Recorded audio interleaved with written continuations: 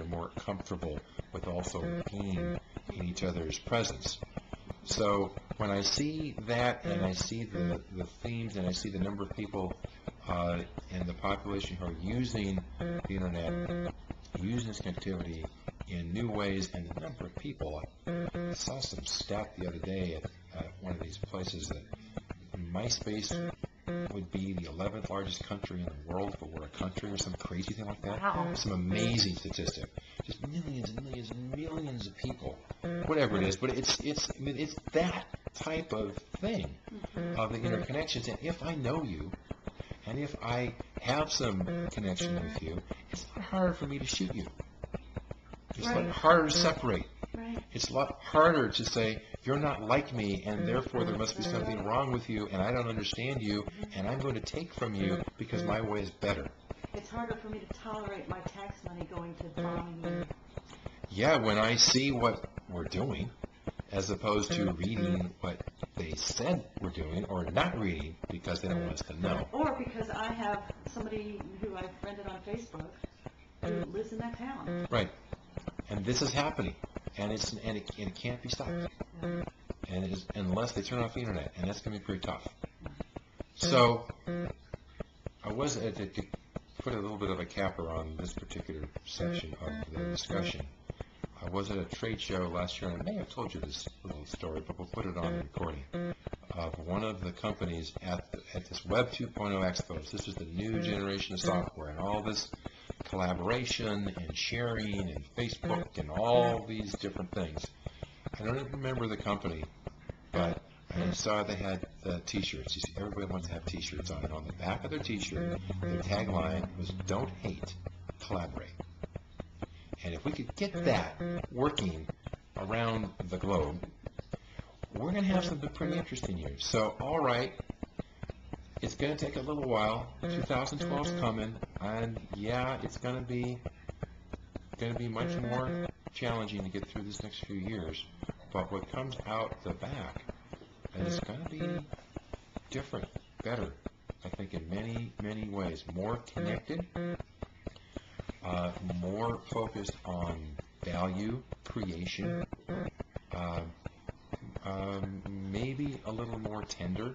I don't know. I mean, that's sort of the super optimistic view, and a little more feeling, a little less rigid, a little less walled off, a little less separated, because we can't afford it. We can't afford to stay many isolated. dimensions, we can't afford to stay isolated, and even the economics are telling us we can't afford to stay isolated anymore, and we have to share more. So that's going to be really interesting. And living through it is going to be challenging for the planet. It's our job, though, huh? That is part of our job. So some of the things I think will occur as the change comes. So Mr. Obama got here at either a horrible time or a great time, or maybe both. Open to radical change when big pieces of what you were assuming were there aren't there anymore. And it's and the space, the amount of vacuum that's being created as the process of being created is pretty big. And begin to see, actually, I mean, one other thought that comes to me when you ask how we know that the change is really occurring is when I see people abandon their old metrics of how things are going to go. And we're beginning to see that here as we watch the stock market teeter and go down and all that. Well, you know, it always does this, and recessions always last 12 months, and blah, blah, blah, blah, blah, all those other things. Well, this one's different. This one's way different.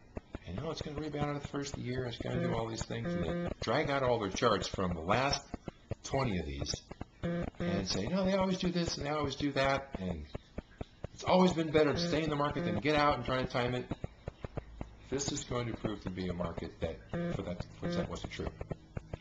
Would have been much better off to get out of it 9 months ago, which is against all the conventional wisdom built up from history. And when we see people begin to relinquish their clinging to the patterns of the past, to say, well, it has to happen that way, maybe it will to some extent, but this is different. This one really is different.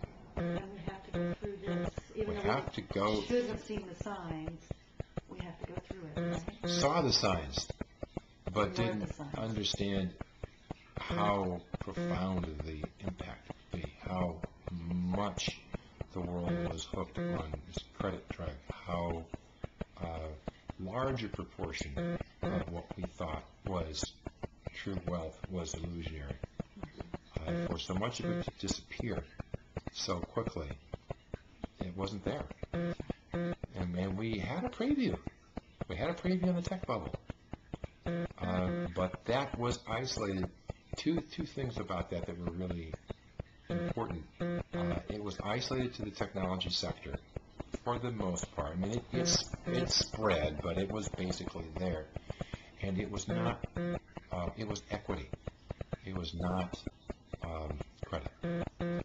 So the concept of equity, and one of the ways that I have gotten myself in the spots that I've gotten myself in now lately, is that I've always viewed myself as an equity investor. I put money into a project, and if it works, great. If it doesn't work, you could lose 100% of your investment. I know that. I've had them both. Some will work great. Some of them, I've lost 100% of my investment. But when you're done, it either worked or it didn't work, and you walk away. And there's no expectation that the money needed to come back. And so therefore, you have to use, when you invest in these companies, they make you sign papers. They say you're an accredited investor, you are sophisticated, you understand that you have enough net worth that you can afford to do this, and you understand that you may lose all your money.